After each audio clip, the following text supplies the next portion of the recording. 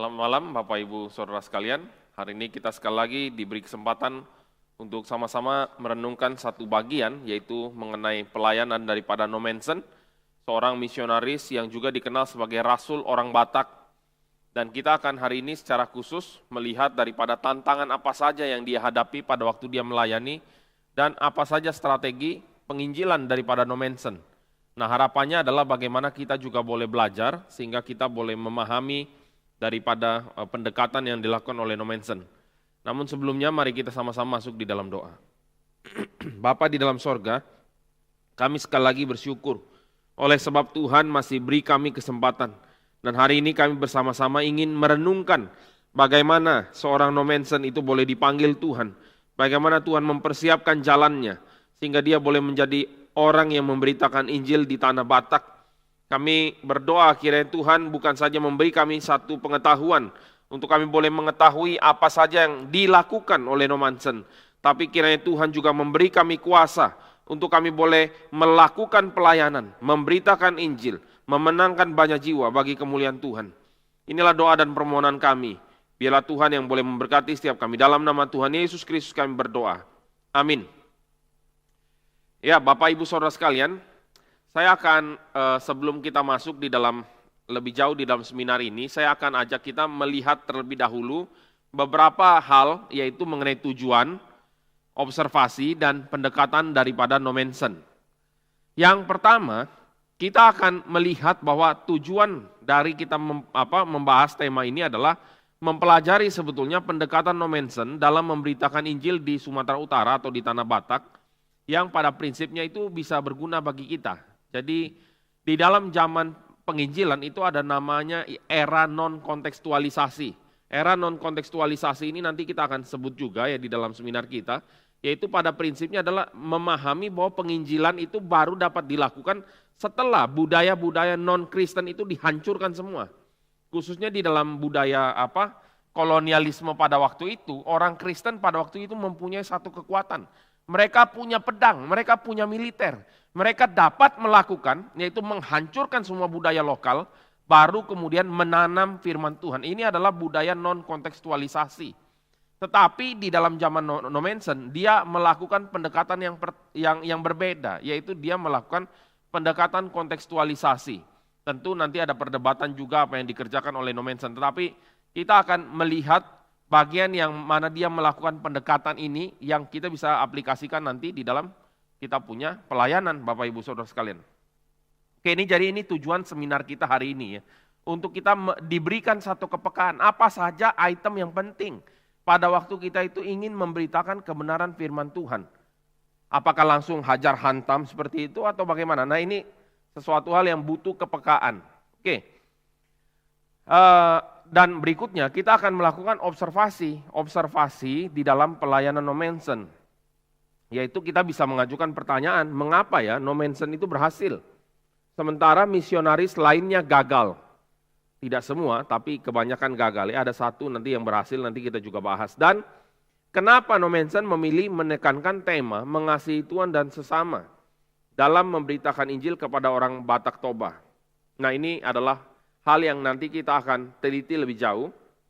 Dan yang ketiga adalah kenapa juga Nommensen menggunakan pendekatan dialogis. Dialogis itu ada pendekatan dengan berdialog, pendekatan dengan berbicara, berdiskusi. Ini pendekatan yang dipakai oleh Nommensen. Tapi sampai sejauh mana pendekatan ini yang kita akan lihat satu persatu. Nah, sebelum masuk lebih jauh Bapak Ibu Saudara sekalian, di dalam pelayanan daripada Nommensen ini dibagi menjadi dua. Dibagi menjadi dua, yaitu adalah tahun awal-awal dia melayani di Tanah Batak. Dia menggunakan pendekatan kontekstualisasi, tetapi pada zaman agak akhir, itu dia menggunakan pendekatan yang dicampur dengan pendekatan non-kontekstualisasi. Tentu ada konteksnya juga, kenapa dia melakukan hal tersebut. Konteksnya adalah ada satu konflik dengan Raja Sisingamangaraja.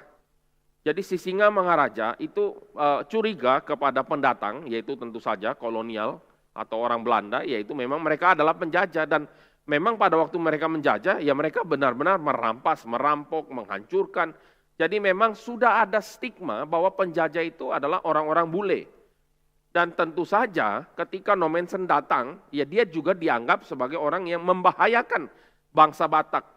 Dan yang terjadi tentu saja hal yang menyedihkan adalah adanya asosiasi antara kekristenan dengan penjajah. Nah oleh sebab itu Sisingamangaraja kemudian berkoalisi nanti dengan orang Aceh. Ketika dia berkoalisi, orang Aceh itu orang-orang Muslim ya. Sisingamangaraja sendiri bukan orang Muslim, tetapi dia menganut agama kepercayaan nenek moyang.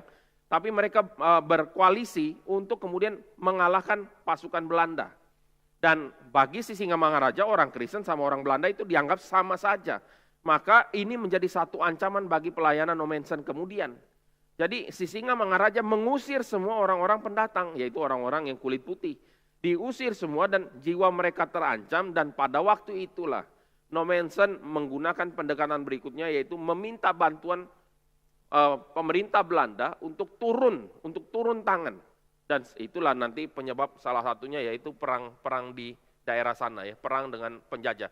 Dan tentara benar-benar datang, dan yang terjadi berikutnya adalah Nommensen menjadi seorang penterjemah. Dan ya, diberitakan bagian-bagian ini adalah bagaimana orang itu, kalau orang-orang yang hostile terhadap pemerintah Belanda atau kepada orang Kristen itu akhirnya ditaklukkan oleh pemerintahan Belanda. Jadi ini menjadi konteks berikutnya ya. Tetapi Bapak Ibu Saudara sekalian, yang perlu kita cermati pada seminar ini, yaitu kita akan melihat pendekatan Nommensen yang pertama ya. Pendekatan Nommensen pertama adalah bagaimana dia melakukan pendekatan kontekstualisasi. Jadi kita jangan campur adukan ya di dalam pembahasan kita pada malam hari ini.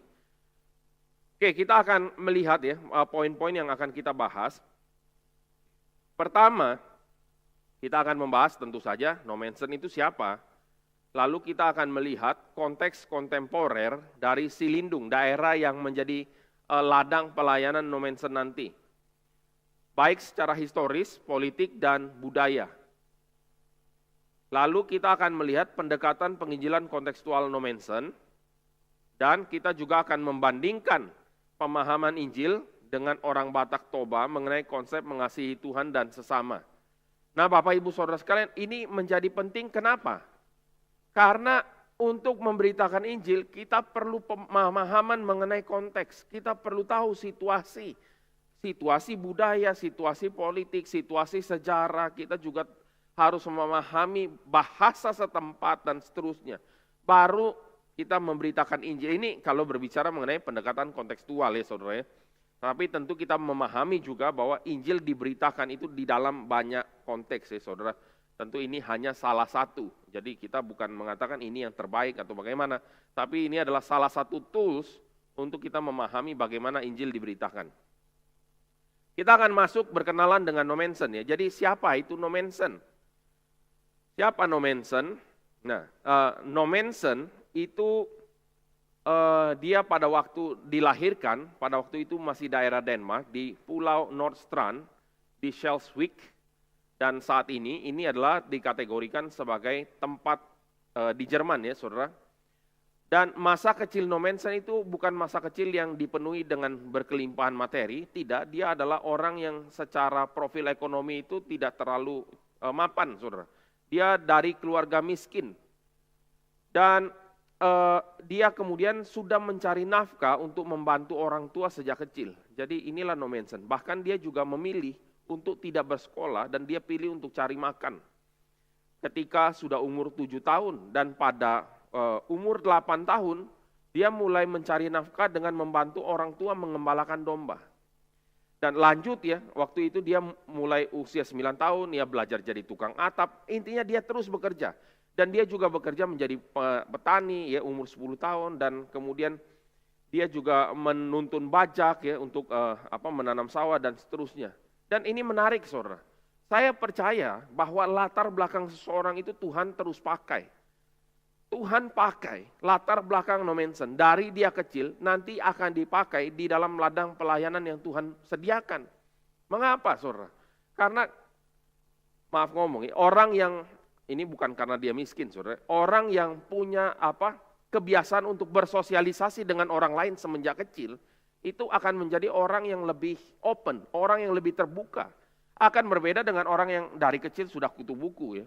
Itu kan berbeda ya, maksudnya ada karakter yang Tuhan pakai untuk hal tertentu, tetapi dalam bagian ini saya percaya Tuhan juga pakai latar belakangnya, di mana dia dari kecil sudah dibiasakan untuk hidup sulit, dibiasakan untuk hidup bekerja. Dan pada waktu dia masuk ke dalam ladang pelayanan, yang juga adalah sangat sulit, itu sudah menjadi hal biasa bagi mereka, bagi dia ya.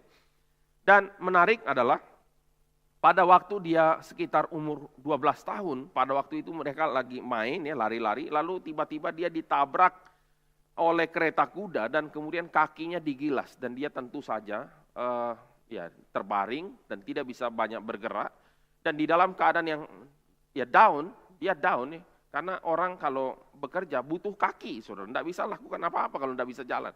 Di dalam kondisi seperti itu kemudian dia berdoa dan dia mengatakan dan berjanji kepada Tuhan, kalau dia disembuhkan, maka dia akan memberitakan Injil kepada orang-orang yang ada di pelosok-pelosok, orang-orang yang belum kenal Tuhan. Dia berjanji.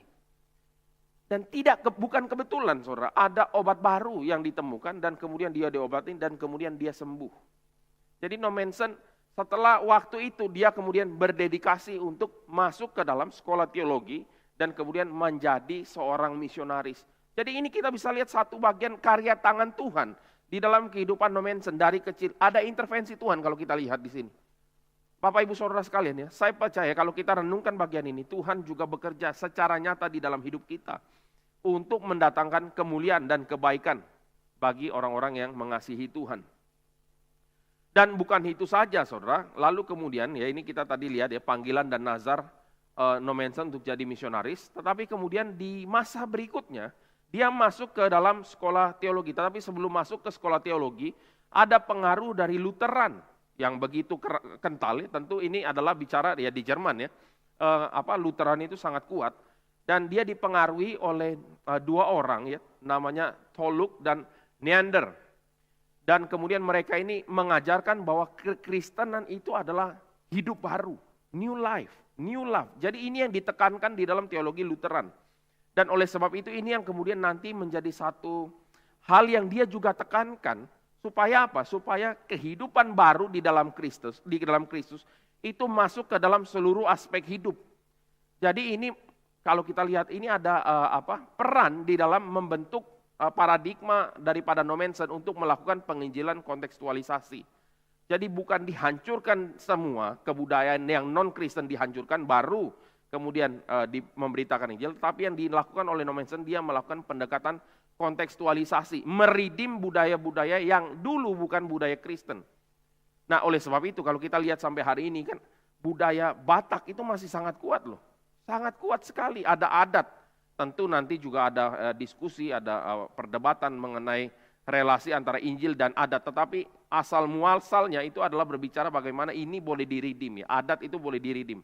Tapi singkat cerita itu juga jadi ada ekses di kemudian hari di mana mungkin akan dilihat seimbang atau menjadi bagian dari kekristenan itu sendiri ya, maksudnya budaya yang bukan Kristen masuk. Berikutnya saudara, tidak lama kemudian ya di tahun 1857, jadi Nommensen ini lahir saudara pada tahun 1843 ya saudara, 1843 dia lahir. Dan di sini kita bisa lihat pada waktu dia 1857, di tahun 1857 dia kemudian masuk menjadi seorang misionaris di bawah Rheinische Mission Gesellschaft ya, atau kita tahu itu RMG. RMG itu juga nanti yang misi-misi gereja yang Zending, kalau kita tahu itu Zending ya, itu juga nanti ada bagian kerjasama dengan Belanda, jadi Nommensen. Dan dia kemudian diutus menjadi misionaris ke tanah Batak pada tahun 1861. Jadi ini adalah kira-kira latar belakang daripada Nommensen yang kita bisa lihat ya. Bagaimana nanti ini menjadi satu bagian yang dipakai di dalam ladang pelayanan. Oke, ini sekilas mengenai Nommensen. Sekarang kita akan masuk lebih jauh lagi saudara. Yaitu adalah kita berbicara mengenai konteks kontemporer, historis, politik, dan budaya. Jadi di dalam membahas bagian ini, kita nanti akan melihat, yang penting untuk kita lihat adalah bagaimana semua ini, itu bukan hanya menjadi pengetahuan bagi Nommensen, tetapi juga kita bisa melihat ada rantai peristiwa-peristiwa sejarah yang saling berkaitan yang kemudian mempersiapkan Nommensen ini bisa melayani di Tanah Batak. Kita melihat bagian yang pertama ya, konteks politik dan historis. Yang pertama itu adalah kita akan sedikit mengenal Stanford Raffles ya. Kita tahu dia adalah gubernur daripada pemerintahan Inggris pada waktu berkuasa di Sumatera ya. Dan pada waktu itu Raffles ini memiliki satu pandangan politik. Dan pandangan politiknya adalah dia melihat ada kebahayaan bagi pemerintah Inggris untuk menghadapi Sumatera. Kenapa? Karena secara politik dia melihat bahwa Sumatera bagian yang paling atas ya, itu adalah Aceh, itu adalah orang-orang Muslim. Lalu di tengah itu Sumatera Utara, yang agamanya masih animisme, dinamisme, ya sedikit ada pengaruh Islam, ada pengaruh dari Hindu-Buddha. Lalu berikutnya adalah Padang. Padang itu juga orang-orang Muslim. Nah, bagi Raffles waktu itu, dia melihat, oh ini bahaya loh ini. Bahayanya apa? Kalau Sumatera Utara ini kemudian menjadi orang-orang Muslim, ini menjadi kekuatan yang tidak terbendung. Ini adalah pandangan politik Raffles ya.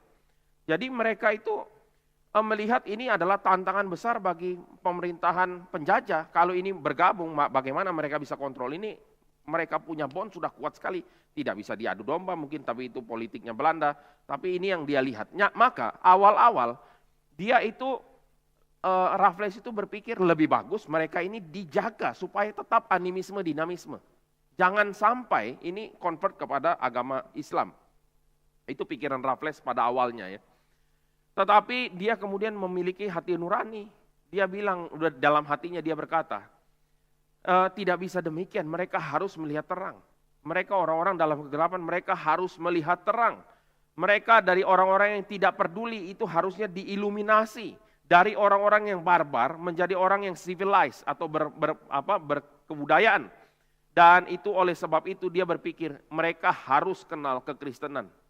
Dan itulah sebabnya kemudian dia pikir bahwa melalui kekristenan itu akan ada missionary work yang kemudian atau pekerjaan misionaris yang akan bawa sekolah, rumah sakit dan peradaban-peradaban lain ke Tanah Batak. Dan itulah sebabnya dia menyatakan ini dan tidak lama kemudian akan datang beberapa orang ke Tanah Batak. Bukan hanya misionaris tetapi juga ada geologis, ada orang-orang yang melukis, ada orang-orang yang belajar kebudayaan, ada orang-orang yang nanti belajar bahasa dan seterusnya. Mulai dari Raffles, saudara. Oke, dan berikutnya ya, kalau kita lihat di sini, itu poin yang kedua. Setelah itu, tahun 1824, itu dikirim 2 orang dari Inggris, yang bernama, ini misionaris ya, Richard Barton dan Nathan Ward. Tahun 1824. Tetapi mereka ini memang pada waktu itu belum ada kemungkinan untuk mempelajari budaya lokal. Karena memang belum ada orang yang masuk ke sana dari orang-orang barat, belum ada masuk ke sana. Dan oleh sebab itu mereka tidak terlalu paham mengenai budaya dari orang-orang Batak. Oleh sebab itu, waktu mereka masuk ke dalam Tanah Batak, yang mereka tekankan pesannya adalah menjadi anak kecil. Baru kamu bisa masuk ke dalam kerajaan sorga. Tetapi bagi orang-orang Batak pada waktu itu pesan ini sangat tidak bisa diterima. Mengapa? Nommensen later on menjelaskan bahwa orang-orang Batak itu punya keinginan yang berbeda. Mereka pengen menjadi orang besar. Mereka punya ambisi yang begitu kuat. Sekarang orang-orang yang punya ambisi yang bermimpi untuk menjadi pemimpin ya, orang-orang punya karakter yang begitu kuat. Bahkan kalau kita lihat ya sampai hari ini ya, itu kan orang-orang Batak ada kelebihan tersendiri ya, karakter yang kuat dan seterusnya. Nah, tetapi singkat cerita balik lagi ke dalam zaman itu, mereka yang punya keinginan yang seperti ini ditekankan untuk menjadi anak kecil. Ini temanya enggak pas, saudara. Jadi beritanya tidak bisa diterima. Oleh sebab itu mereka usir 2 orang misionaris ini. Dan mereka kemudian melayani di Padang ya, daerah di dekat Padang itu ada gereja yang didirikan juga di sana untuk orang-orang Kristen di sana. Nah, singkat cerita diusir 2 orang ini. Dan tidak lama kemudian, saudara, Tanah Batak ini juga diinvasi oleh kelompok penjajah yang dari bangsa Arab, kata penelitian ya, saudara. Dan mereka pikir adalah, karena kami ini mengusir 2 orang misionaris, Maka sekarang yang datang adalah orang-orang itu datang ya menyerang kami. Jadi mereka memikir ini ada asosiasi antara tindakan mereka dengan dua misionaris tadi dengan akibat yang terjadi setelahnya. Dan oleh sebab itu, Bapak Ibu Saudara sekalian ya, Raja Panggalamai pada waktu itu memerintahkan, mengeluarkan satu perintah untuk bunuh semua orang barat yang datang ke sana. Nah ini keadaannya. Jadi ladang pelayanan ini tiba-tiba jadi tempat yang hostile. Awalnya mereka diterima kan, Richard Burton dan Nathan Ward itu diterima. Tetapi tiba-tiba kondisinya menjadi hostile, ya. Tidak bersahabat. Nah inilah menjadi konteks berikutnya saudara. Kita akan lanjut saudara. Jadi catatan dari Raffles akan kondisi yang ada di sana itu menjadi tidak bersahabat saudara. Dan kemudian ada juga satu konteks politik yaitu Anglo-Dutch Treaty pada tahun 1824. Anglo-Dutch Treaty itu adalah satu perjanjian yaitu untuk menukar Bengkulu dengan Singapura. Pada waktu itu fokus daripada Raffles ini juga adalah melihat bagaimana Inggris itu harus punya pelabuhan baru untuk menguasai perdagangan. Kalau ditaruh di Bengkulu itu susah, kapal harus muternya terlalu jauh karena menghadap samudra besar ya. Jadi itulah sebabnya akhirnya Bengkulu ditukar dengan Singapura. Ya ini keadaannya ya. Dan oleh sebab itu nanti missionary work juga berpindah tangan ya dari Inggris lambat-lambat akan berpindah ke Belanda dan Belanda juga bekerja sama dengan Jerman. Nah itu adalah sedikit latar belakang Anglo-Dutch Treaty. Jadi ada mempengaruhi pekerjaan misionaris. Kita lanjut lagi saudara. Tidak lama kemudian ya, misionaris dari Amerika itu di bawah gereja baptis, itu adalah Lyman dan Munson. Itu mereka adalah usia masih sangat muda, di bawah 30 tahun saudara. Mereka itu sekolah teologi dan kemudian mendengar bahwa orang-orang Batak itu belum mengenal Injil dan mereka punya hati untuk memberitakan Injil kepada orang Batak. Jadi mereka masuk sekolah teologi dengan harapan mau pergi ke tanah Batak memberitakan Injil. Dan singkat cerita mereka sama istri dan anaknya kemudian datang ke Indonesia dan kemudian mereka berhenti dulu di Batavia. Istri anak ditinggal di sana dan kemudian mereka lanjutkan perjalanan sampai ke tanah Batak ya. Sampai di situ mereka langsung masuk terus dan menyewa penterjemah. Karena memang waktu itu belum ada orang yang mengajarkan bahasa daerah. Jadi mereka juga tidak bisa bahasa daerah. Yang mereka tahu hanya bicara mengenai horas ya, dan kata damai. Ya. Itu aja yang mereka tahu. Nah, singkat cerita mereka pada waktu masuk, di dalam konteks yang mana orang-orang barat itu sudah dicap untuk dibunuh, maka mereka berdua ini ditangkap dan ditanya, diadili. Apa tujuan kamu datang ke sini? Apa tujuan kamu? Mereka tidak bisa jawab. Penterjemahnya udah kabur, lari, menyelamatkan diri. Jadi ada kesalahpahaman yang terjadi di sini sehingga akhirnya dua orang ini dibunuh oleh orang-orang Batak di situ karena ada kesalahpahaman nih. Mereka hanya bilang mengenai Injil, mengenai horas atau damai itu aja, tapi kalimatnya tidak jelas, saudara. Dan tentu saja, saudara, berikutnya yang menyedihkan ada 1834 ini yang terjadi adalah mereka dibunuh. Sudah itu mereka dipotong, direbus, ada yang dimakan begitu saja di dalam satu cannibal feast. Ya. Jadi ini nanti kita akan lihat sedikit apa alasan mereka melakukan cannibal feast. Ya. Jadi ada dua sudut pandang antara orang-orang Western lihat cannibal feast ini dengan orang yang ada di sana punya motivasi melakukan cannibal feast. Jadi bagian ini adalah bagian yang mana sangat syarat konteks budayanya. Dan ini juga berkaitan erat dengan kepercayaan yang mereka pegang. Nanti kita akan masuk ke dalam bagian itu ya. Kepercayaan yang mereka pegang itu membuat mereka tuh akhirnya memakan baik musuh maupun kerabat dekat yang meninggal. Tidak semua tapi ya saudara. Oke, berikutnya. Jadi mereka mati tahun 1834. Menariknya saudara, Nommensen itu dilahirkan pada tahun yang sama, 1834. Tadi saya salah sebut ya, tadi 1840-an itu dia menjadi mau masuk, punya hati untuk masuk ke melayani misionaris ya. Tapi di sini berbicara tahun yang sama, waktu dua misionaris itu meninggal, tahun yang sama Nommensen dilahirkan. kita bisa lihat ya, ini ada satu kayak ada tangan Tuhan yang berdaulat yang mengatur jalannya sejarah. Menarik saudara, kenapa? Karena mereka mati di tanah Batak, tahun yang sama lahir seorang rasul bagi tanah Batak. Ini pekerjaan Tuhan nih. Dan kita lihat berikutnya saudara, di dalam konteks berikutnya, baru di tahun 1840 itu Franz Wilhelm Junghun menulis buku tentang orang Batak. Jadi Nommensen sudah lahir, 6 tahun kemudian ditulis buku tentang Batak, dan kemudian dia juga beri advice yang sama seperti Raffles ya, untuk batasi pengaruh Muslim di sana dengan buka misi Kristen. Jadi saudara, kalau kita lihat ya, penginjilan itu pada masa-masa penjajahan itu syarat ditunggangi dengan agenda politik. Tetapi yang kita bisa ngomong juga adalah bahwa selalu ada blessing in disguise. Blessing in disguise itu ada berkat Tuhan bahkan ketika Injil diberitakan dengan motivasi yang salah.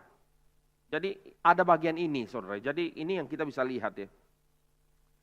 Oke, berikutnya saudara, ya ini saudara kalau lihat gambar ini adalah memorial ya, memorial yang dibangun di dekat Tarutung, dekat kota Tarutung itu kira-kira sekitar 19 kilo dari sana. Ini untuk memperingati kematian daripada 2 orang misionaris. Dan mereka menyatakan bahwa darah misionaris itu menjadi benih Injil di kemudian hari. Nah, ini satu bagian yang mengharukan ya. Dan singkat cerita, karena pembunuhan daripada 2 orang misionaris ini, maka yang terjadi adalah dunia barat pada waktu itu melihat orang-orang Batak itu menjadi one-sided ya. Maksudnya one-sided itu melihat mereka tuh kasar, keras, makan orang ya kayak gini ya. Kesannya itu one-sided. Padahal nanti pada waktu Nommensen masuk melayani, dia melihat hal yang berbeda. Dia melihat mereka juga ada politeness dan seterusnya, bersahabat juga. Tetapi ada sisi lain, tiba-tiba mereka yang ramah, tiba-tiba bisa menjadi pemimpin perang, bisa makan orang ya kayak gitu-gitu. Jadi Nommensen ini yang kemudian kalau kita baca tulisannya, log atau jurnal sedikit yang kita baca, kita bisa melihat Nommensen mengetahui kenapa ini bisa terjadi. Nah itu nanti kita juga akan bahas di dalam pemahaman daripada kepercayaan daripada orang-orang Batak pada waktu itu. Oke, kita akan lanjut lagi saudara ya. Jadi yang tadi ada Junghun itu berbicara mengenai kebudayaan orang Batak. Nah sekarang ini ada seorang yang namanya Van der Tuk saudara. Van der Tuk ini meneliti bahasa Batak loh.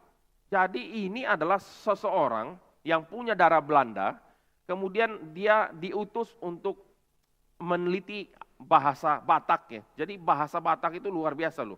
Mereka itu sudah punya writing system dan bahasa sendiri, gramatikalnya punya. Ya ini ironisnya juga, mungkin hari ini juga orang ya mungkin bisa ngomong tapi aksara dan grammarnya mungkin hilang. Ya enggak semua ya. Ini bagian yang kita perlu jaga ya. Nah, tetapi di sini ada seorang namanya Van der Tuk, itu kemudian yang meneliti bahasa Batak, dan dia mulai dari tahun 1859. 1859 dia mulai terjemahkan Injil Yohanes, Kitab Kejadian, Keluaran, Injil Lukas itu diterbitkan. Pada tahun 59 sebagian dari kamus Batak dicetak ya, tahun 59.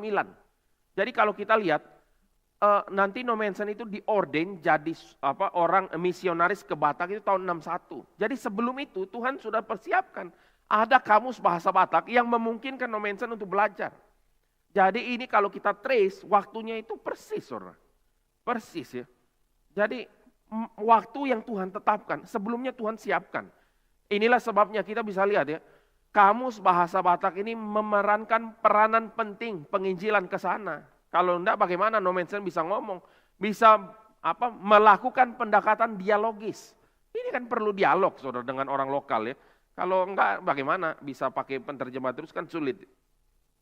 Dan berikutnya ya, tahun 61 ini luar biasa sekali. Van der Tuk itu memberikan pelajaran bahasa Batak di Amsterdam kepada Zending dari Renaissance Missions Geselschap atau RMG tadi. Tahun 61 diajar kelas bahasa Belanda dan Nommensen belajar bahasa Batak saudara ya di Belanda. Nah, pada tahun 62 kemudian Nommensen baru berangkat ke daerah Batak. Jadi ini menarik sekali saudara. Dan kalau kita lihat lagi Van der Tuk ya, dia terus mengajar, dia terus kemudian meneliti, dan bukan hanya bahasa Batak loh. Dia juga meneliti bahasa Bali, Lampung, dan beberapa bahasa lain. Dan dia juga yang ikut andil di dalam menerjemahkan Alkitab itu ke dalam bahasa Indonesia. Kebetulan saya punya Alkitab ya, tahun 1920. Tahun 1920 itu Alkitab dalam bahasa Indonesia ini adalah banyak andil daripada Van der Tuk pada waktu itu ya. Sekarang sudah berbeda lagi ya. Banyak sekali kalau kita mau bahas ya di dalam bagian ini.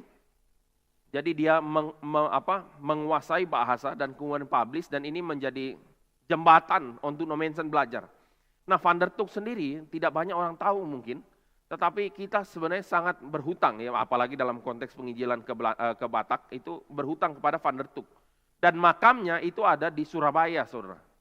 Makam Belanda di Surabaya. Jadi kita bisa melihat bagian ini. Nah, berikutnya saudara, setelah itu kira-kira tahun 57, pada tahun 57 Van Asselt ya berangkat ke Tapanuli tahun 57 dan mempertobatkan beberapa orang Batak. Dan ini menarik saudara, kenapa? Karena dia itu melakukan pendekatan kontekstual juga, tetapi tidak sepopuler daripada Nommensen.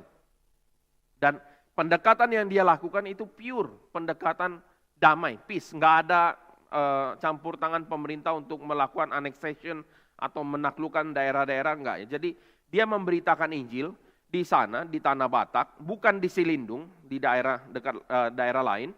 Dan oleh sebab itu kemudian ada lagi beberapa orang yang datang memberitakan Injil. Ada disusul lagi 3 zendeling ya, 3 orang ke sana. Dan ini pada akhirnya menghasilkan 2 orang Batak pertama menjadi orang Kristen, yaitu Yakobus Tampu Bolon dan Simon Siregar. Jadi kita bisa lihat ada progres ya di dalam penginjilan yang dilakukan oleh juga Van Asselt ke sini. Selanjutnya ya, dan di perintisan Van Asselt dan teman-teman itu adalah era perintisan penginjilan dan proses pertobatan yang dilakukan oleh para misionaris ini secara persuasif atau kasih pure, maksudnya ini bagian ini, tanpa menggunakan kekerasan, intimidasi, penindasan, atau mendompleng kekuasaan feodal kapitalis Belanda pada zaman itu. Nah, jadi ini yang kita bisa lihat sedikit ya, dan ini nanti ada kontras dengan pelayanan Nommensen bagian kedua di tanah Batak. Tadi kita udah sebutkan ya. Berikutnya saudara, tahun 62, Nommensen datang ke Indonesia, dia belajar bahasa Batak, dia belajar dari Van der Tuk, dia juga baca dari bukunya Jung Hun nih tadi ya, dan kemudian baru itu dia kemudian pergi ke daerah Silindung. Jadi ini adalah satu rentetan waktu ya, sejarah untuk kita boleh mengerti pelayanan daripada Nommensen. Dan oleh sebab itu Nommensen itu betul-betul menguasai kebudayaan dan bahasa Batak sebelum dia pergi ke sana. Dia bukan orang nekat saudara, dia itu ya belajar, dan dia sendiri ngomong, aku ini juga takut katanya. Dan oleh sebab itu harus berhati-hati. Jadi iman itu juga disertai dengan bijaksana ya, maksudnya ya. Kita ya pasti beriman, tetapi iman itu disertai juga dengan akal budi. Nah, ini bagian yang kita boleh lihat ya. Oke, berikutnya saudara. Konteks daripada budaya. Tadi kita sudah bicara konteks politik ya dan sejarah sedikit, dan sekarang kita melihat mengenai konteks budaya. Di dalam konteks budaya, mereka itu memiliki bahasa dan sistem penulisan yang khusus. Sistem penulisan yang khusus, tadi kita udah sempat singgung sedikit. Bukan hanya itu, mereka juga ternyata memiliki sistem pemerintahan yang terstruktur dan sistem pengambilan keputusan dan hukum adat ya. Mereka sudah punya sistem. Jadi ini bukan tempat orang-orang yang tidak punya sistem sama sekali. Yang barbar total itu tidak, saudara. Ini adalah sudut pandang penjajah yang datang ya, melihat orang Batak itu totally barbar. Ya, ini namanya sudut pandang orang luar. Berikutnya ya, ini seorang peneliti juga ya. Lehman menjelaskan pencapaian kultural dalam senjata, peralatan, ya perkakas, arsitektur, literatur. Jadi ada manuskrip-manuskrip juga dalam bahasa Batak ya, mungkin sebagian disimpan di Leiden, memperlihatkan bahwa orang Batak itu adalah orang-orang yang cerdas, fasih, memiliki kekuatan dalam berargumentasi, serta penilaian yang tajam. Jadi ya memiliki satu konsep penilaian yang baik ya. Selain itu, mereka juga sangat dominan. Ini tentu bisa dilihat sebagai sesuatu yang positif juga negatif ya. Dominan itu kalau benar ya baik, saudara. Dan ini adalah sangat ambisius dan mereka ingin jadi orang yang besar. Mereka punya watak yang keras dan juga kuat. Oleh sebab itu tidak gampang, saudara. Kalau mereka percaya sesuatu yang benar itu dipegang sampai mati. Tapi yang salah juga seperti itu. Nah, itulah sebabnya kenapa daerah ini kemudian dipenuhi dengan kekerasan dan peperangan. Mereka musuh-musuh mereka bunuh dan mereka makan dalam cannibal feast, dimakan. Nah, juga Raffles ya menulis bahwa orang-orang Batak menurut dia itu adalah orang-orang yang suka berperang dan menyatakan karakter-karakter orang barbar. Mereka kanibal, mereka tidak taat hukum dan mereka bahkan potong-potong tubuh daripada kriminal. Jadi ini menurut dia ini adalah praktis yang barbar, tentu saja dari kacamata siapa ya saudara, dari kacamata mereka. Dan kalau hari ini kita tidak mengerti konteks hari itu, kita akan juga gampang ngomong barbar, tapi tunggu dulu, nanti kita akan bahas sampai ke sana, saudara. Dan bukan hanya itu ya, Raffles mengatakan 1 tahun itu mungkin ada sekitar 60 sampai 100 orang yang dibunuh dan kemudian dimakan. Yang kemudian juga di dalam cannibal feast atau ritual kanibal, itu menurut dia ya, nanti kita bisa lihat ya. Dan mereka terus-terusan di dalam peperangan antara suku itu terus perang. Jadi kalau mereka perang ya musuhnya dimakan, itu suatu hal yang terjadi sering. Itu evaluasi dari Raffles ya. Tetapi di sisi lain Raffles juga melihat bahwa orang-orang Batak ini memperlihatkan satu intelijensi yang luar biasa. Mereka juga friendly, mereka juga baik di dalam conversation. Dan itulah sebabnya ada penilaian yang berbeda-beda tentang orang Batak pada saat itu. Sampai mana kita boleh memahami nanti dari hasil evaluasi Nommensen. Berikutnya saudara, ini adalah foto yang diambil oleh seorang fotografer Christian Felber di tahun 1870. Ya kurang lebih ini masa-masa Nommensen melayani saudara. Dan ini adalah gambar siapa? 3 orang bersenjata, orang-orang Batak nih. Jadi kita bisa ada sedikit konteks gambaran ya. Mereka pada waktu itu kira-kira bagaimana. Jadi perang ya, terus mereka sudah punya weaponry, itu ada tombak, ada kayak pedang ya yang kita bisa lihat. Dan pedangnya si Singamangaraja itu juga disimpan di salah satu museum di Belanda. Jadi ini sedikit cultural fact ya. Nah sekarang kita akan melihat mengenai motivasi dan panggilan Nommensen. Apa motivasi Nommensen, saudara? Motivasi Nommensen, dia ingin memberitakan Injil damai sejahtera dengan menekankan tema mengasihi Tuhan dan sesama. Ia berpikir hal tersebut yang akan benar-benar jadikan orang Batak sukacita dan bijaksana.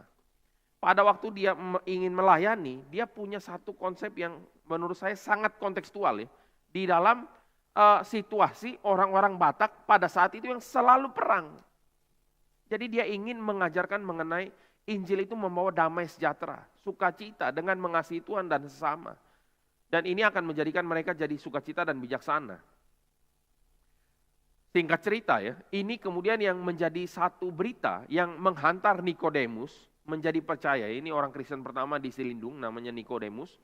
Karena dia melihat bukan saja berita yang disampaikan oleh Nommensen, tetapi melihat tindakan Nommensen, mencerminkan hal ini. Jadi ini berbicara Nommensen itu datang melayani itu utuh, saudara. Dia beritakan berita firman Tuhan dan dia juga menghidupi firman Tuhan dengan mengasihi mereka yang mau membunuh daripada Nommensen. Nah ini satu keutuhan nih. Jadi waktu dia menekankan tema ini juga tema yang penting sekali, kontekstual. Kenapa? Karena orang-orang pada saat itu selalu perang, lack of love. Dan ini membuat mereka juga, nanti kita akan lihat lebih detail, tetapi saya coba kasih sedikit summary ya. Nommensen melihat bahwa mereka yang hidup pada saat itu selalu dipenuhi dengan ketakutan. takut perang, saudara. Dan pada waktu perang terjadi, perang frontal, juga pada waktu perang frontal selesai, mereka juga tetap perang secara gerilya. Jadi yang terjadi adalah istri bisa diculik, bisa dibunuh, anak bisa hilang. Jadi selalu di dalam keadaan yang takut dan di dalam keadaan yang peperangan terus-menerus. Nah ini yang dilihat oleh Nommensen. Dan mereka, Nommensen juga lihat bagaimana banyak kesedihan dan duka cita yang terjadi. Dan ini bagian yang kemudian dia tekankan supaya ada sukacita. Nah ini jadi saudara, pada waktu menginjili, kita itu bukan langsung bawa Alkitab lalu atau dalam konsep kita mau menekankan satu message. Ya pasti Yesus Kristus itu Tuhan dan Juru Selamat, tentu saja itu yang kita beritakan. Tetapi bagaimana kita beritakan itu tentu kita perlu tahu konteksnya. Beda-beda. Oke, berikutnya saudara. Pendekatan penginjilan kontekstual Nommensen ya. Jadi pendekatan Nommensen itu bagaimana? Ya tadi kita sudah lihat ya, Nommensen itu mempelajari bahasa Batak, budaya, dan kepercayaan mereka. Nanti bagian kepercayaan ini kita akan bahas di sesi berikutnya sebentar lagi ya. Berikutnya ya, dia datang dengan kerendahan hati, lembut tetapi dengan keberanian yang kokoh. Ini menarik ya. Jadi dia bukan keras, dia juga ada kelembutan, rendah hati yang bahkan membuat orang-orang itu sampai malu, bayangkan ya. Orang-orang yang ngerjain Nommensen sampai malu mereka karena melihat Nommensen ini punya ketulusan yang luar biasa besar. Jadi kejahatan dia balas dengan kebaikan. Jadi ini adalah contoh langsung dari berita yang dia sedang beritakan. Apa beritanya? Kasihilah sesamamu manusia dan mengasihi Tuhan. Jadi orang mulai bisa ngerti, oh apa ya artinya mengasihi Tuhan dan sesama? Lihat Nommensen, ya kira-kira gambarnya seperti ini. Tetapi juga dengan satu keberanian yang kokoh. Nanti kita akan lihat ya, keberanian apa? Jadi keberanian itu adalah satu tindakan yang juga berani untuk mengkoreksi ritual-ritual yang salah. Nommensen tidak kompromi di dalam bagian-bagian ini. Kita bisa lihat jelas dia ada keberanian yang kokoh memberitakan kebenaran. Maka penginjilan tanpa memberitakan kebenaran itu kompromi, saudara. Kita menangkan banyak orang. Ya kita bisa aja ngomong kayak prosperity gospel ya. Ikut Tuhan pasti sukses. Itu kan kompromi separuh, saudara. Memang Tuhan bisa berikan berkat, tapi juga Tuhan izinkan penderitaan. Berikutnya ya. Mengajarkan mereka, tentu saja pendekatan Nommensen tadi ini kita highlight lagi, jadi kita ulangi sekali lagi. Mengajarkan mereka akan kasih pada Tuhan dan sesama. Kepada orang Batak yang senantiasa hidup dalam perang. Mereka itu jiwanya restless, saudara. Dan oleh sebab itu ya, di dalam kita memberitakan Injil, bagian mana yang membuat jiwa manusia itu restless? Pasti semua manusia tanpa Tuhan, itu hati tidak tenang, saudara. Ada ketakutan demi ketakutan. Ada kekhawatiran demi kekhawatiran, ini yang terjadi. Dan oleh sebab itu Nommensen tahu jelas bagian mana yang dia harus kerjakan. Dan bukan hanya itu saja, dia kemudian menggunakan pendekatan dialog. Dialog, terus menerus dialog. Jadi ini pendekatan persuasif ya. Di awal-awal masa pelayanan sampai nanti si Singamangaraja itu mau hancurkan semua. Ya tentu itu ada konteksnya ya. Jadi itu kita pisahkan. Sekarang kita akan lihat sedikit ya, observasi kepercayaan orang Batak saat itu tuh apa sih? Kita akan lihat ya beberapa bagian ini. Pertama kita akan melihat belief ya, kepercayaan Batak pada waktu itu ya, orang Batak pada waktu itu. Pertama, mereka percaya animisme dan dinamisme. Jadi mereka percaya spirit of ancestor dan mereka juga percaya di dalam segala hal itu ada spirit. Di dalam setiap makhluk hidup itu ada soul, bayangkan ya. Jadi bukan hanya kalau batu sesuatu yang bukan makhluk itu ada yang menguasai, ada force yang menguasai. Tapi kalau itu makhluk hidup, itu semua ada jiwanya. Jadi tanaman ada jiwa, binatang ada jiwa, manusia juga ada jiwanya. Dan konsep berikutnya adalah berbicara, nanti kita akan masuk ke dalam konsep Tuhan ya. Tetapi konsep berikutnya adalah melihat bahwa Debata Mula Jadi Nabolon itu adalah Allah ya dalam konsep orang Batak pada waktu itu. Dan kemudian dari sana semua jiwa itu berasal, saudara. Jadi itu adalah bagian daripada Allah yang mereka sembah. Jadi semua itu menjadi satu kesatuan. Kita akan lihat lagi ya sedikit ya sebelum masuk terlalu jauh ke dalam Tuhan, konsep Tuhan dari agama Batak pada waktu itu. Raffles melihat bahwa agama ini dipengaruhi oleh Islam dan Hindu Buddha. Jadi ada sinkritisme yang terjadi di sini. Dan kemudian si Singa Mangaraja yang ke-12, Raja Batak Toba di Silindung, bersama Guru Somalaing dan Raja Mulia membentuk kepercayaan Permalim. Nah ini kepercayaan Permalim yang nanti kita akan lihat lebih jauh ya, apa saja yang diajarkan. Tentu Permalim itu sampai hari ini masih ada loh, tetapi tentu ada kepercayaan yang sudah berkembang dan berbeda dari yang masa lampau. Kira-kira hari ini ada sekitar 10.000 orang ya, dan diakui oleh pemerintah sebagai aliran kepercayaan ya. Kayak agama-agama lain, agama-agama yang bukan 5 atau 6 agama yang diakui seperti yang kita ketahui ya. Berikutnya, agama Permalim ini menjadi satu alat juga di bawah kepemimpinan dari si Singa Mangaraja untuk melawan Belanda dan kekristenan. Tadi kita sudah lihat ya di awal-awal. Jadi dia juga pakai ini sebagai propaganda. Oleh sebab itu tidak heran tiba-tiba penginjilan jadi sangat susah. Pada masa si Singa Mangaraja jadi sangat susah. Dan si Singa Mangaraja juga melawan Belanda, perang. Jadi memang situasinya itu ya penuh dengan peperangan. Ini sudah terjadi, saudara. Dan tentu memang ada konteks orang Belanda yang datang jajah kepada bangsa Indonesia, wajar saja mereka melawan dan seterusnya ya. Oke, berikutnya saudara, sekarang kita lihat mengenai pemahaman akan Allah atau Debata Mula Jadi Nabolon ya. Jadi Lehman tadi yang kita sudah sebut namanya ya, itu melihat bahwa kekuatan Debata itu dialami dari berbagai macam tingkatan yang kemudian melekat daripada semua manusia, makhluk hidup, dan alam secara keseluruhan. Jadi ada 3 manifestasi dari kemudian Debata Mula Jadi Nabolon, yaitu ada 3 hal yang merepresentasikan dunia bawah, ya orang-orang mati, dunia saat ini, dan dunia atas atau spiritual. Dan ini kemudian melihat 3 ini menjadi satu kesatuan yang merefleksikan daripada ya Allah itu sendiri, jadi kayak terpancar ya, atau kita bisa ngomong ini kayak mistisisme ya, dan panteisme juga. Berikutnya saudara, mereka juga percaya mengenai roh nenek moyang, ada Begu dan Somboan ya. Jadi Somboan itu merepresentasikan mengenai spirit yang natural atau alam ya, dan kemudian juga Somboan itu adalah spirit daripada orang yang mati yang mempunyai satu posisi atau pengaruh pada waktu mereka hidup. Jadi ini Somboan. Sementara Begu itu adalah memenuhi segala bumi ini dan juga langit, dan kemudian itu mereka mengganggu, memberikan satu ancaman kepada kehidupan.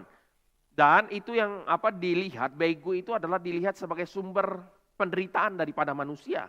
Ada penyakit, ada cuaca buruk, ada kekeringan, gempa, dan segala macam kegagalan panen dan lain-lain, itu semua masalah Begu, saudara ya. Jadi kalau ada makian seperti itu ya kita udah tahu gambaran di belakang itu sebetulnya apa ya, misfortune dan lain-lain. Dan kemudian ya saudara, kita bisa melihat juga bahwa semua makhluk itu menurut kepercayaan ini memiliki jiwa, dan jiwa ini menjadi pemicu keberadaan tubuh yang menggerakkan tubuh ya. Jadi di mana baik tubuh dan jiwa akan kembali kepada Debata sebagai ya all Tondi dan all space, yaitu Tuhan lah ya, maksudnya.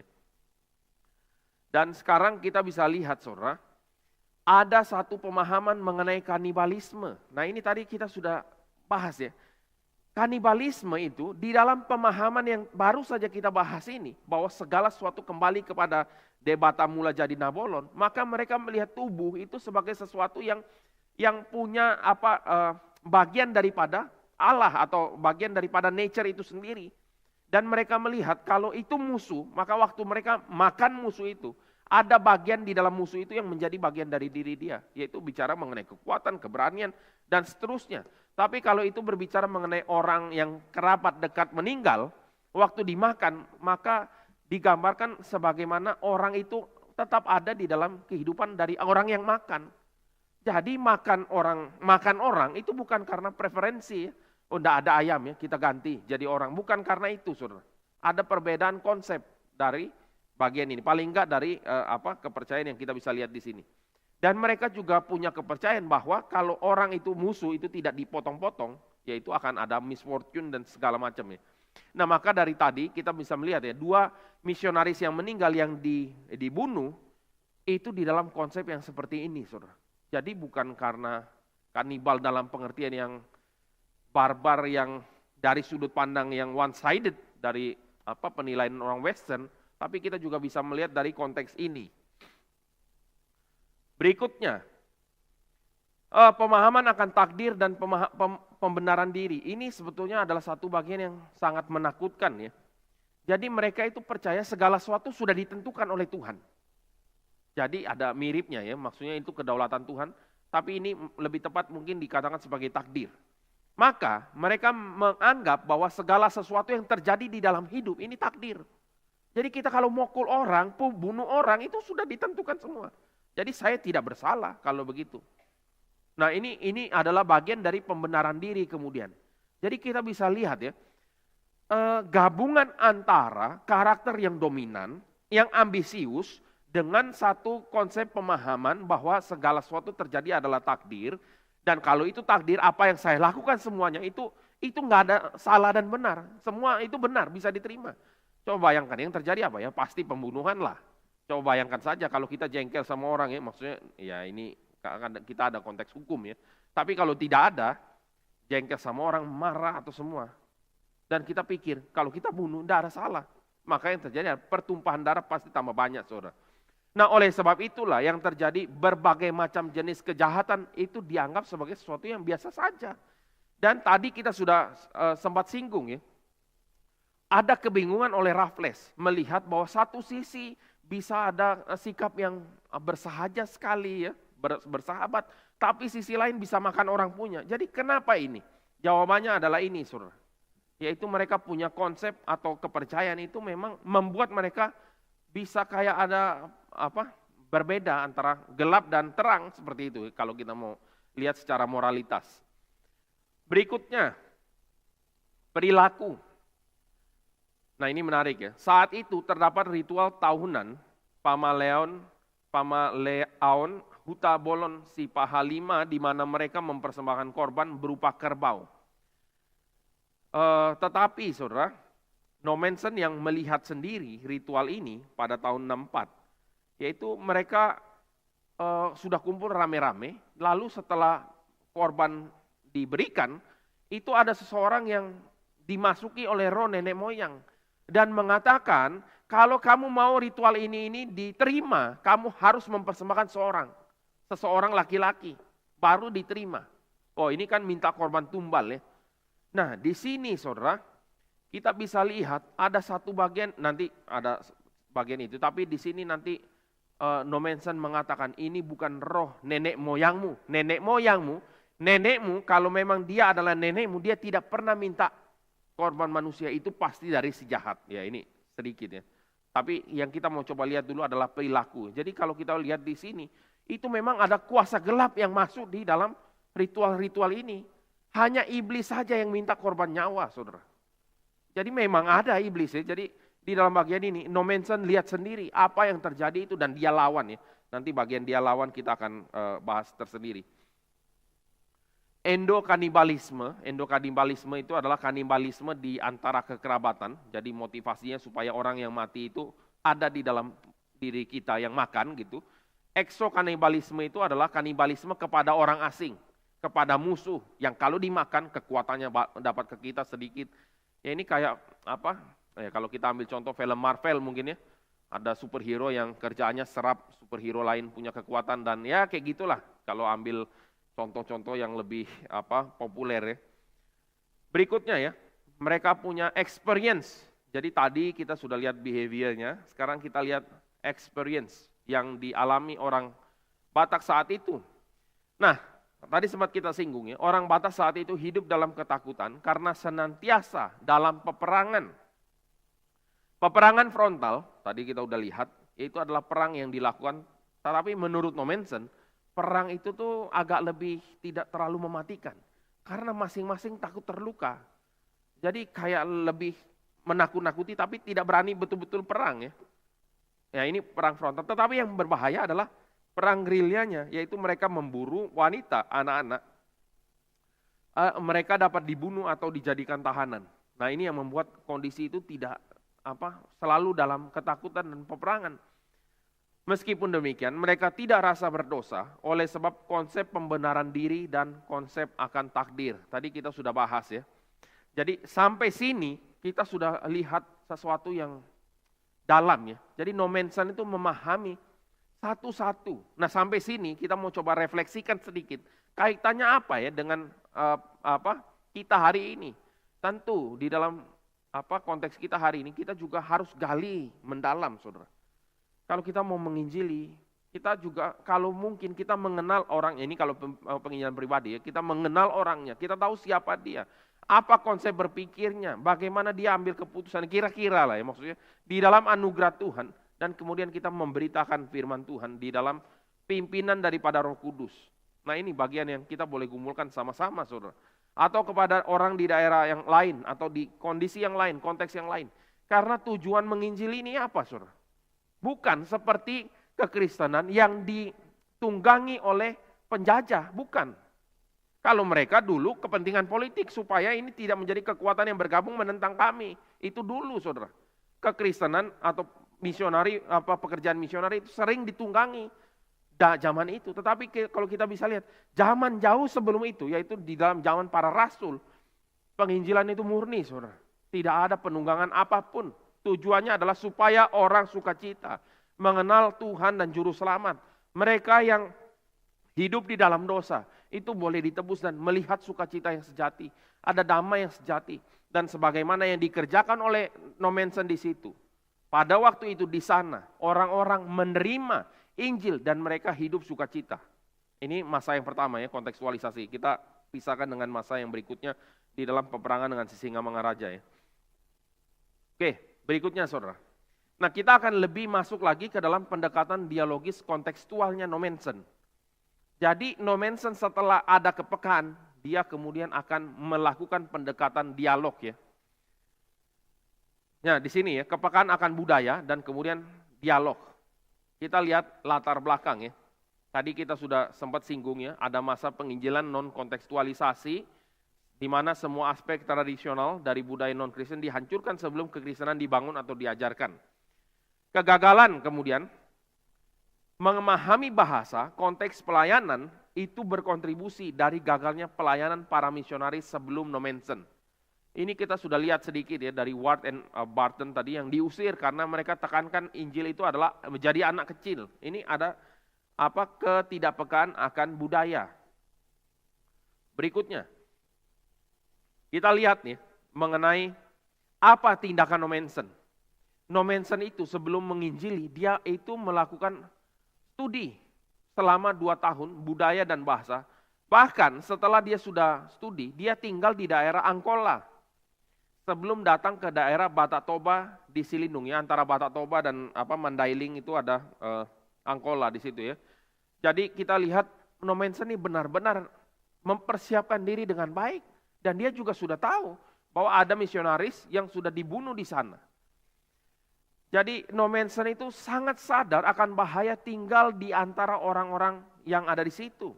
Maka dia bilang ya, tentu saja saya tidak ingin mengekspos diri saya kepada bahaya, khususnya ketika saya itu tidak bisa berbahasa mereka. Kita harus hati-hati dan pergi hanya kepada orang yang kita kenal di situ. Itu awal-awal ya. Jadi dia sangat hati-hati, saudara. Jadi pekerjaan misi itu perlu bijaksana. Dan saya percaya itu bijaksana dari Tuhan. Berikutnya, saudara.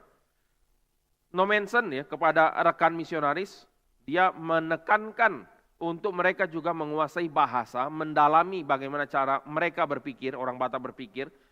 Dan kemudian tujuannya apa? Untuk menyatakan kehidupan Kristen pada mereka dan senantiasa berhati-hati. Kalau kita sadar ya, berteman saja kita bisa ada kesalahpahaman. Misal ya, orang Jawa ngomong kata kesel. Artinya apa? Capek ya kayak gitu. Aduh, aku kesel nih. Saya capek. Itu. Tapi orang Sumatera lihatnya apa? Coba kira-kira kalau situasinya kayaknya nggak kondusif terus bilang aku kesel nih. Dia pikir kamu mau marah, mau berantem ya. Hal-hal kayak gitu itu sesuatu hal yang tidak ada kepekaan budaya. Jadi kalau bayangkan, kalau kita datang ke daerah yang baru total, dan kita juga tahu latar belakang penginjilan itu ada misionaris yang mati dibunuh bahkan, tentu harus mencegah adanya hal-hal yang seperti ini, saudara. Dan nanti banyak lagi ya kalimat-kalimat yang mungkin berbeda maknanya antara satu daerah dengan daerah lain. Nah ini yang dicegah. Dan berikutnya ya, ini satu penyangkalan diri daripada No Manson. Dia bilang begini, saya itu ketika masuk menginjili ke daerah Batak, dia bilang saya itu menyerah atau saya give up daripada saya punya selera European taste, dia bilang. Dia mengatakan ya, saya makan itu hanya untuk hidup. Jadi bukan untuk nikmati, beda pola makan ya, bahkan dia sangat susah makan nih. Jadi dia juga bilang, saya berpakaian itu hanya secukupnya saja. Saya hidup itu sebagai seorang musafir. Karena dia tahu panggilan dia ke sana itu untuk mengasihi Kristus, mengasihi Tuhan, mengasihi jemaatnya. Ini No Manson, saudara. Ini misionaris. Jadi misionaris itu meninggalkan segalanya. Makan secukupnya saja ya. Hidup itu hanya untuk menyambung hidup demi hari. Tujuannya adalah melayani Tuhan. Saya pikir ini attitude yang kita perlu gumulkan, saudara. Kita ini dipanggil buat apa? Kita punya fokus tuh bagaimana, saudara? Apakah untuk menikmati segala hal yang kita bisa nikmati, atau kita juga boleh menyerahkan ya? Kita punya hak atau kita punya kemungkinan untuk menikmati banyak hal. Jadi ini yang kita bisa juga belajar dari No Manson ya. Dia meninggalkan daerah dia dan masuk ke sini. Berikutnya, saudara, berita Injil. Tadi dia dipengaruhi Lutheran dan ia tekankan tema hidup baru atas seluruh aspek dengan pendekatan dialog ya. Dan ini menarik, saudara. Pada waktu dia awal sekali datang, dia langsung diinterogasi. Seperti misionaris yang sebelum dibunuh itu juga diinterogasi. Dia diinterogasi dan No Manson bilang, mereka bilang, kenapa kamu datang ke sini? Dia bilang adalah, saya datang ke sini untuk mengajarkan kamu segala sesuatu yang bisa membuat kamu itu bijaksana dan bahagia. Tetapi mereka tidak menerima dia ya. Maksudnya mereka tetap curiga. Namanya sudah ada konteks ya. Sudah ada peraturan tadi, siapapun orang barat yang masuk harus dibunuh. Tapi sebelum dibunuh mereka harus interogasi dulu. Nah, No Manson bilang, saya datang ke sini untuk ajar kamu supaya kamu bahagia dan bijaksana. Mereka nggak percaya. Terus mereka bilang, kamu pergi dari sini. No Manson bilang apa? Tetapi Tuhan menyuruh saya datang ke sini. Lalu apa yang dia lakukan berikutnya? Dia tidak masuk terus di dalam debat kusir seperti ini, saudara. Dia di dalam keadaan itu akhirnya dia ambil biola, dia main biola. Terus kasih tunjuk jam tangannya, terus kasih cerita-cerita ya tentang Eropa kepada mereka. Sampai yang terjadi apa? Sampai mereka lupa bahwa No Manson ini lagi diinterogasi. Ini kepekaan di dalam No Manson masuk awal mulai. Jadi dia mulai dari pendekatan yang turun ya. Maksudnya dia betul-betul menceritakan sampai orang lupa, karena ini bisa terjadi kenapa? Karena dia bisa bahasa Batak, saudara. Kalau enggak mau cerita apa? Mau ngomong apa, saudara? Enggak ada kemampuan. Nah, oleh sebab itu kita bisa melihat ya. Jadi dia mulai dengan cerita, dia mulai dengan pendekatan yang begitu humble.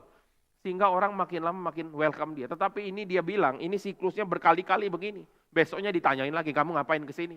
Dia lakukan hal yang sama, cerita yang lain, main lagi atau segala sesuatu, hibur mereka ya. Jadi mereka akhirnya lama-lama mereka terima No Manson. Nah ini bagian ini ya. Berikutnya, saudara, tema akan mengasihi Allah dan sesama bukan hanya dikhotbahkan tapi dihidupi. Coba bayangkan ya, orang curiga dengan No Manson tiap hari dan dia menjelaskan dengan penuh cinta kasih tiap hari, saudara. Dan sekali lagi ya, kepekaan akan budaya membuat ia bijaksana. Bahkan contohnya ketika ia ditolak untuk bangun tempat. Ini juga menarik, saudara. Akhirnya setelah beberapa lama No Manson kan bilang, aku mau bangun tempat di sini. Mereka tolak, saudara. Enggak boleh di sini. Tetapi ada satu kepekaan budaya yang diketahui oleh No Manson. Yaitu dia ambil kertas ya. Dia bilang, oke lah, Kalau kamu tidak bolehkan saya bangun rumah di sini, nggak apa-apa.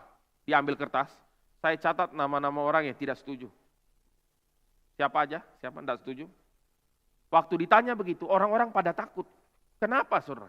Karena mereka punya pemahaman bahwa kalau nama dicatat itu seperti nama dimasukkan ke dalam kitab sihir. Ya. Orang yang nama dicatat di sini bakal bisa kena sesuatu yang buruk, bisa mati punya mau dicatat di sini. Maka mereka semua tidak berani. Akhirnya bangun-bangun aja. Itu terjadi kenapa? Karena No Manson tahu. Mereka punya rasa takut terhadap hal-hal yang superstitious atau tahayul seperti itu. Jadi ini ada kepekaan, saudara. Jadi ini kita bisa lihat ya, satu bijaksana daripada No Manson ya. Ini yang dia lakukan tiap hari dalam memberitakan Injil. Tantangannya banyak, saudara. Nah, ini bicara keyakinan yang kokoh. Dalam satu ritual agama tadi ya, seseorang diminta untuk jadi tumbal. Tapi No Manson ngomong dengan berani, dia berkata, roh yang meminta kematian atau kematian daripada keturunannya itu tidak mungkin adalah kakek mereka atau keturunan atau nenek moyang mereka ya. Karena nenek moyang itu tidak pernah menginginkan kematian daripada cucu mereka. Oh, ini kan kalimat yang langsung kontekstual dong. Iya dong, kalau saya kakek, saya tidak mungkin lah minta cucu saya mati. Tidak mungkin ya. Dan oleh sebab itu dia bilang ya, korban sedemikian ini justru adalah plot atau triknya si iblis yang bersuka atas kematian manusia yang dihancurkan dalam atau dipotong-potong. Tetapi dia bilang apa? Tuhan mengasihi mereka dan mau melepaskan mereka dari segala macam penderitaan. Di tengah-tengah ritual loh ini. Ini kayak orang khotbah tiba-tiba ada yang interupsi. Coba bayangkan ya saudara, ini keberanian yang kokoh. Dia berani berbicara. Nah, dan singkat cerita pada waktu ini dia sampaikan, yang terjadi adalah setelah itu orang-orang bubar dan tidak ada kerusuhan pada hari itu. Jadi ini kita juga bisa pelajari saudara. Berikutnya saudara, No Manson itu melalui tindakannya terus memberitakan kasih kepada Allah dan sesama. Dan dia melayani mereka dengan kasih, kesabaran. Dan ada suatu kali ya, pemuka-pemuka daripada orang-orang di sana itu bermufakat nih, untuk kerjain daripada No Manson, untuk menguji kesabarannya. Dari pagi mereka datang ke tempat No Manson, terus ajak ngomong, terus minta dia cerita, mungkin nanti minta dia main biola lagi, terus cerita lagi, terus harian ya. Sampai tidur juga di sana. Ini unwelcome guest ya, tidak diundang tamu dan jumlahnya banyak ya, tentu itu include kami lapar, tolong kasih makan, haus. Itu kan semua satu paket saudara. Bisa tahan berapa jam? Enggak tahu ya kita ya. Tetapi saudara, sampai satu titik No Manson udah kelelahan, dia bilang saya istirahat sebentar ya. Lalu mereka juga istirahat malam itu di sana. Terus No Manson subuh-subuh bangun saudara.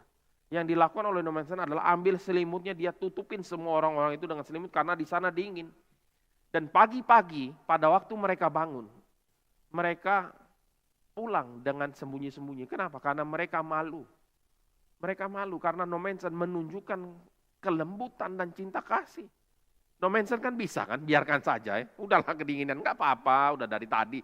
Sepanjang hari udah ngasih repot saya, sekarang ngerasain dingin. Bisa juga saudara, tapi enggak, dia tutupin sama selimut. Dan bukan hanya itu saudara, dia punya musuh, itu mau mensabotase rumahnya No Manson. Jadi pada waktu itu ada mungkin rumah itu diikat tali atau apa, talinya dipotong. Supaya rumah itu roboh pada waktu No Manson ada di dalam. Tetapi sebelum No Manson masuk, tiba-tiba ada gempa bumi saudara. Sehingga rumah itu hancur dulu sebelum No Manson datang. Dan itu menggetarkan daripada orang yang melakukan plot ini, yang kemudian hari bertobat dan baru cerita ke No Manson. Dan bukan hanya itu saja ya, 2 kali dia mau diracun saudara. Ini ada 2 versi. Ada versi yang pertama dia dan anjingnya makan, anjingnya mati, dia nggak mati. Satu lagi, dia kasih itu ke anjingnya yang mati, dia nggak mati. Tetapi singkat cerita, dia mau diracun tetapi dia tidak mati. Dan orang yang kemudian mau meracuni daripada No Manson, ketika dengar mengenai mengampuni musuhmu, berdoa bagi mereka yang aniaya kamu, hatinya tersentuh dan kemudian datang kepada No Manson dan cerita, aku boleh diampuni nggak? Dan kemudian dia diampuni. Dan dia kemudian menjadi orang Kristen pertama di situ. Ini yang dilakukan, saudara. Penginjilan kontekstual, penginjilan dialog, penginjilan yang betul-betul hidup di tengah-tengah orang-orang di sana. Itu betul-betul satu buah kisah kehidupan yang totalitas pelayanan. Jadi kita bisa tahu ya, misionaris ini bukan cari apa-apa, dia tidak cari untung apapun, dia tidak cari. Dia tinggalkan sana, dia datang ke sini. Nah ini adalah yang dilakukan Nommensen, saudara. Berikutnya ya. Di dalam pesan ini, kita bisa lihat ya, berbeda dari ritual. Jadi lambat laun mereka itu akan lihat satu kontras nyata. Di dalam kehidupan mereka itu korbankan binatang, korbankan orang lain, manusia, untuk Allah mereka. Saling mengorbankan, tetapi Nommensen korbankan dirinya sebagai respon kasih pada Tuhan dan sesama. Ini kan beda total ya. Coba ya, kalau kita lihat kayak gini, di depan mata kita mulai tahu. Ada sesuatu yang beda dengan Nommensen ini. Kenapa dia sih mau datang jauh-jauh dari Jerman sampai ke sini? Ngapain? Kenapa sih? Hidup susah menderita begini. Misalnya, dia orang akan celik matanya. Dan ini adalah betul-betul spirit inkarnasi, saudara. Menjadi penginjil, hamba Tuhan, pelayan Tuhan, semua umat Tuhan, panggilannya adalah inkarnasi. Kita itu bukan mencari posisi untuk makin lama makin naik, saudara. Bukan. Tapi makin lama makin merendahkan diri. Makin jadi sama. Ya seperti Kristus yang jadi sama seperti manusia. Makin jadi sama dengan orang yang kita layani, saudara. Berikutnya ya.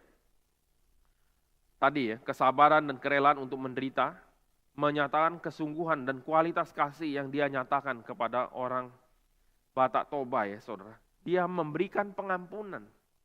Dan dia menerima mereka, mengajar mereka, dan kemudian sampai ya akhirnya gereja boleh berdiri di sana. Ini sebelum ada konflik Sisingamangaraja, saudara.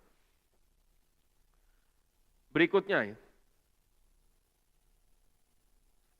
Kita bisa lihat ya, Nommensen itu tidak jadi tawar hati, khususnya di awal-awal pelayanan dia, dan tidak takut.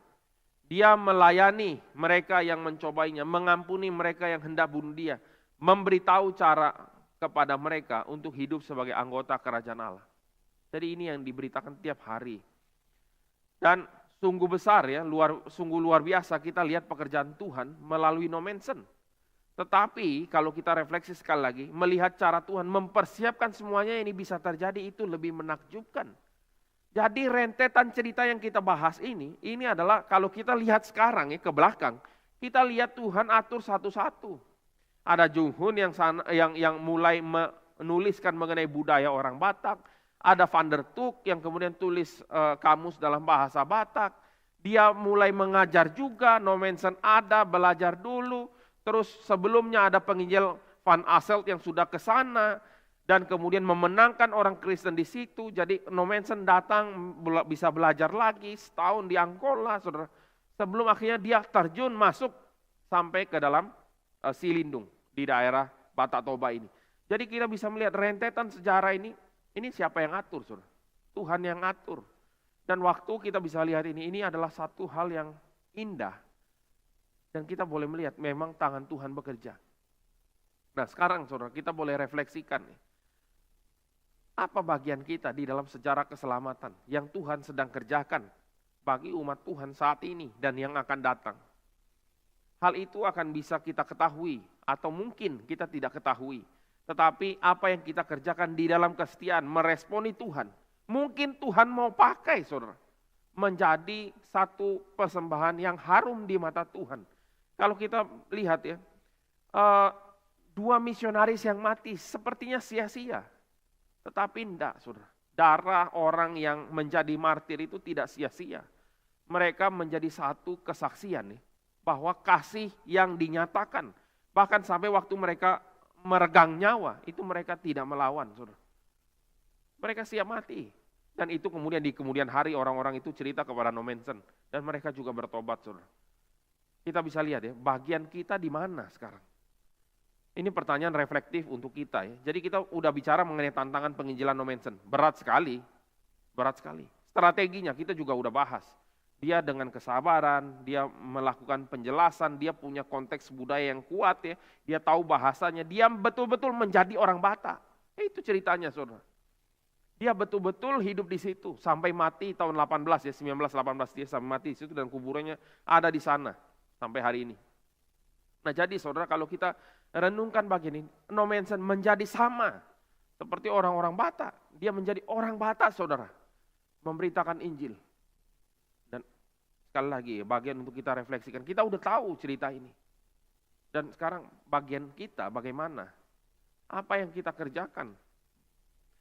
Dan jawabannya adalah, ya ketika kita setia, kita boleh melihat kita juga dilibatkan Tuhan di dalam pekerjaan Dia yang Dia sudah tentukan semenjak bahkan dunia belum dijadikan. Kita dilibatkan Tuhan di dalam pekerjaan kekalnya, di dalam rencana kekalnya untuk jadi berkat bagi saudara seiman kita yang lain. Yaitu kita akan lihat semua ini jikalau kita berjalan setia di dalam Dia, saudara. Dan biarlah saudara, kerinduan hati kita ini boleh terus kita jaga ya. Hati kita yang mencintai Tuhan, hati kita juga yang mencintai sesama. Ini kita boleh jaga dan kita boleh diberikan bijaksana untuk boleh memberitakan Tuhan kapanpun, dimanapun, waktu Tuhan yang tetapkan. Mari kita berdoa. Bapa di dalam sorga, sekali lagi ya Tuhan, kami mengucap syukur untuk kebaikan Tuhan. Kami menjadi gentar ketika kami melihat bagaimana pelayanan pekerjaan Injil dinyatakan dan diberitakan. Kami tahu begitu banyak tantangan.